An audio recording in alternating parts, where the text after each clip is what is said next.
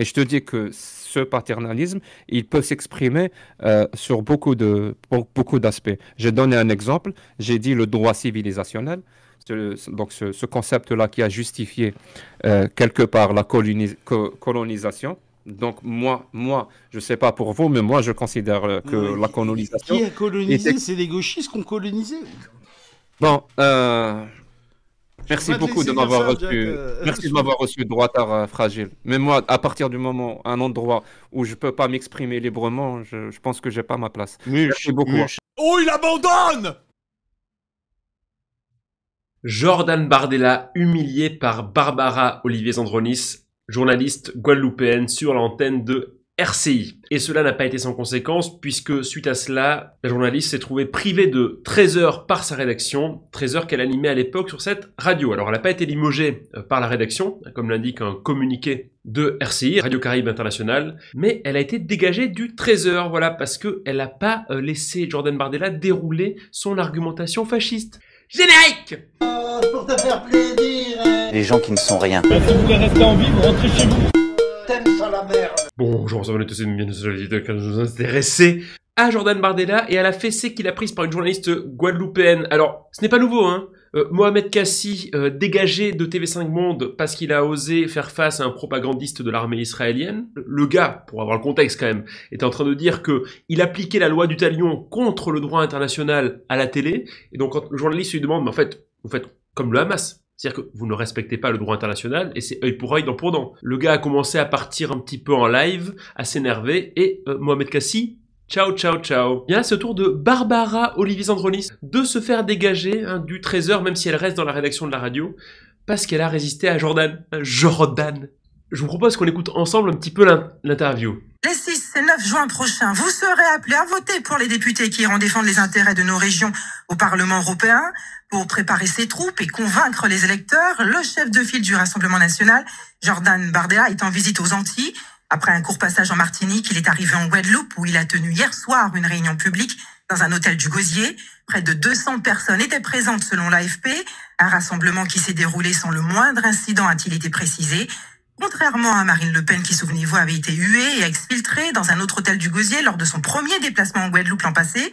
Qui est Jordan Bardella, décrit par certains comme la marionnette de Marine Le Pen? Oui, parce qu'il faut savoir un truc, c'est qu'en Guadeloupe, en fait, la mère Le Pen, quand il était allé, bon, elle avait été huée et exfiltrée de son hôtel, et le père Le Pen n'avait pas pu poser le pied sur le territoire. C'est-à-dire que les organisations syndicales et politiques l'avaient fait dégager à l'époque.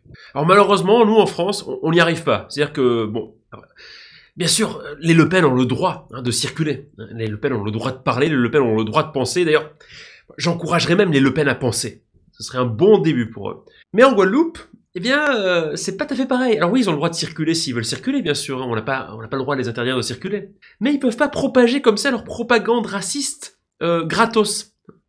Aux colonies, le colonisé résiste. Nous, on est un peu moins résistants à ces propos-là, et le problème n'est pas, là encore, qu'ils aient le droit de parler, le droit de s'exprimer, le droit de penser ce qu'ils veulent, mais c'est qu'on leur déroule le tapis rouge pour avancer un agenda fasciste. Mais venons-en à l'entretien lui-même. En consultant votre profil où sont répertoriées toutes les actions des députés européens, parce que ça, c'est pas compliqué. J'ai pu constater que vous intervenez souvent au Parlement européen. Tout à fait. Énormément. Et j'ai parmi les meilleurs taux de présence du Parlement européen. Mais peu de propositions. Je n'ai d'ailleurs trouvé qu'une seule proposition. Elle est très récente, elle concerne le Hamas pour intervenir en Israël. En 2 législatures, est-ce que c'est pas un peu léger? Nous avons, madame, déposé 14 000 amendements. Voilà, donc on lui parle des propositions et répond sur les amendements, parce que oui, alors il est présent, il fait acte de présence, Jordan, il répond présent, je suis là, donnez-moi mon salaire, je le mérite. Mais il ne propose rien. Notre ami Jordan va au Parlement européen et fait 0 proposition. Je rappellerai que un député a le droit de soumettre autant de propositions qu'il le souhaite. Et s'il pense pouvoir faire ratifier la proposition, il a tout intérêt à le faire par ailleurs.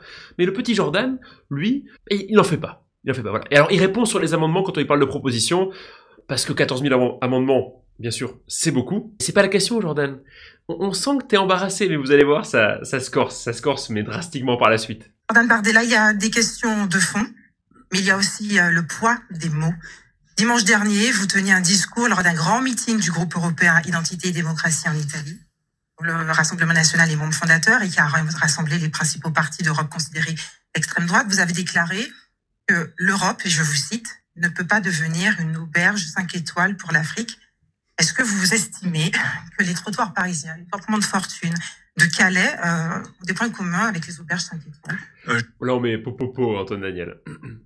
J'estime que notre pays est parfois plus généreux avec des gens qui arrivent dans notre société qu'avec nos propres compatriotes. Vous savez que la France offre par exemple l'aide médicale d'État, qui coûte un peu plus d'1,5 milliard d'euros par an aux finances publiques et qui fait que vous arrivez sur le sol français aujourd'hui, vous bénéficiez des soins gratuits. Voilà, alors, elle lui pose une question simple. Hein. Est-ce que tu penses vraiment que les trottoirs parisiens et la jungle de Calais, c'est une auberge 5 étoiles, Jordan? Et lui, il répond sur l'aide médicale d'État, qui coûte 1 milliard. Bon, la question de l'aide médicale d'État, moi, je suis pas spécialiste. Apparemment, oui, ça coûte effectivement 1 milliard à la France. Apparemment, c'est quand même quelque chose de plutôt bien, puisque ça permet de soigner les gens qui résident en France et de pas les laisser crever. Alors, je sais pas pourquoi Jordan Bardella n'a pas envie que les gens qui résident en France ne puissent pas bénéficier du système de santé français. Alors oui, vous me direz, le système de français part à la dérive. Et s'il part à la dérive, c'est parce qu'il n'est pas assez financé.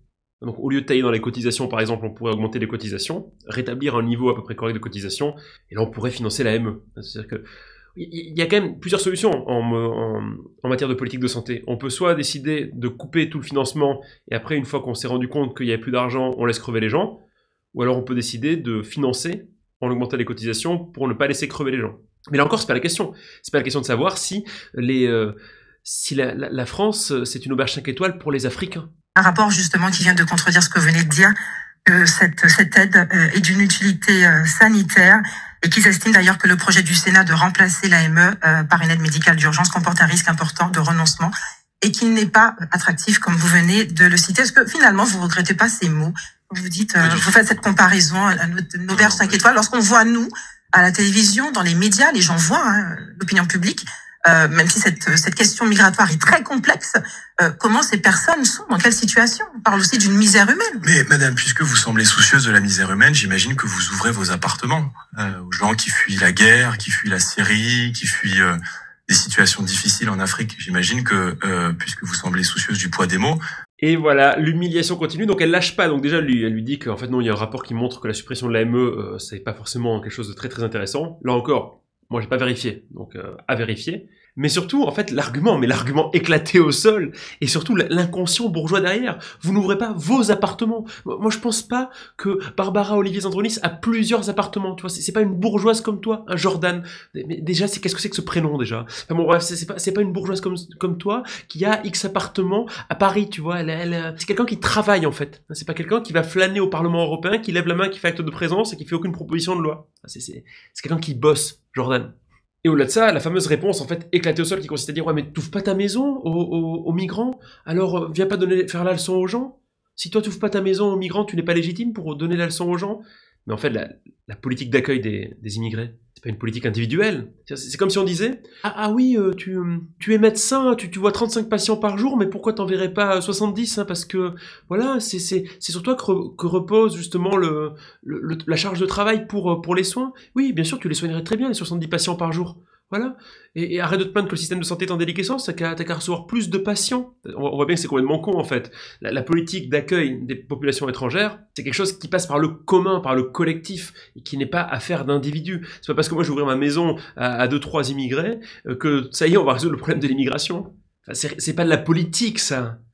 Mec, tu fais de la politique. Si tu veux faire une politique qui permet d'accueillir les migrants, bah, tu mets en place une politique qui permet d'accueillir les migrants.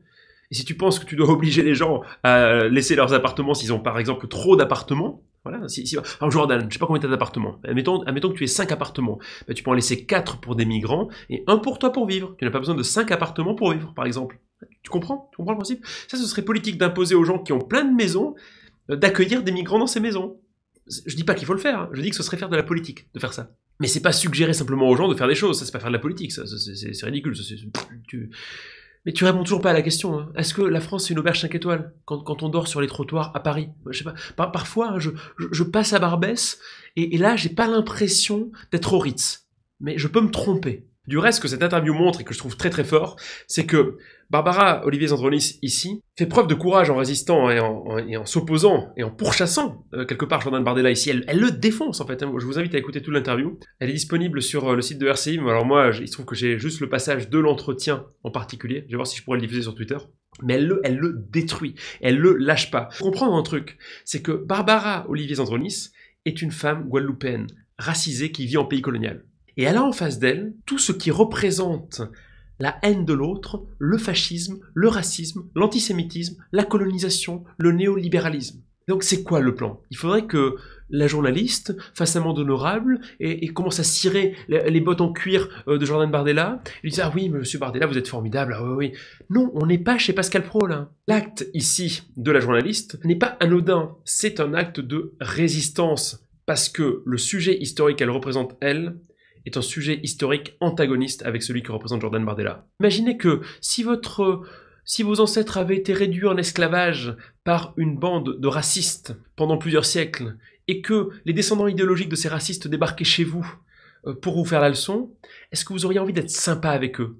Vraiment? Vous auriez envie de leur dérouler le tapis rouge? Alors je connais la chanson, le colonialisme c'est la gauche, Jules Ferry, etc., etc. Alors déjà Jules Ferry, il n'existait pas au XVIe siècle, voilà, il n'était pas là. Et le colonialisme aux Antilles, c'est la monarchie de Louis XIII, de Louis XIV, d'accord? Et puis c'est Colbert et puis ça continue en fait, d'accord? Jules Ferry n'a rien à voir là-dedans. Alors fermez-la. D'accord. Fermez-la. Ce n'est pas la République, ce n'est pas la gauche, ce sont les monarchistes qui ont mis ça en place, les conservateurs. Hein, tu sais, les gens qui sont proches du Front National, finalement, d'un point de vue idéologique. Alors voilà, c'est très grave parce que Barbara Olivier-Andronis a donc été évincée du Trésor, parce que, en tant que femme racisée, elle a résisté à un homme blanc raciste. Il faut, je crois, autant que faire se peut, lui apporter tout notre soutien. Moi, en tout cas, j'apporte tout mon soutien, autant que faire se peut, en partageant cette vidéo, en partageant ces idées, à mes camarades guadeloupéens qui sont en train, en fait, de subir la privation de liberté d'expression de la presse pour protéger la liberté d'expression des racistes. Parce que c'est ça qui se passe, en fait. Les gens qui combattent contre le racisme, on les prive d'expression au nom de la neutralité journalistique, et des gens qui, quant à eux, défendent le racisme, alors eux, on leur déroule le tapis rouge. Force aux camarades guadeloupéens, antillais en général, ne vous laissez pas abattre. Force à la famille de Barbara Olivier-Andronis, on est avec vous, j'en parle autour de moi, j'espère que d'autres en parleront. N'hésitez pas à partager, c'est important, n'hésitez pas à liker, ça c'est moins important, mais faites tourner l'information. Il ne faut pas que ces choses se reproduisent et il faut que Barbara Olivier-Andronis puisse réintégrer sa place et que sa dignité puisse lui être rendue. Dignité qui lui a été ôtée par des gens qui sont particulièrement indignes. J'ajouterai, pour terminer, que, en plus, la directrice des programmes de RCI, on est quand même sur une candidate de Koh-Lanta. Hein, voilà. Je dis pas de mal de ces gens-là. Mais voilà, c'est dit. Ça suffit, en fait. Y en a marre. N'hésitez pas donc à liker, à partager, surtout à vous abonner. On se retrouve demain pour une nouvelle vidéo sur la 2. Si vous êtes consentant, la bise. Vous avez déclaré que l'Europe, et je vous cite, ne peut pas devenir une auberge 5 étoiles pour l'Afrique. Est-ce que vous estimez que les trottoirs parisiens, les portements de fortune de Calais ont des points communs avec les auberges 5 étoiles? En fait, je vous ai écouté depuis la première seconde. Hein. J'ai vraiment tout entendu. J'ai absolument rien raté. Ah, lui, c'est un peu très clair, hein.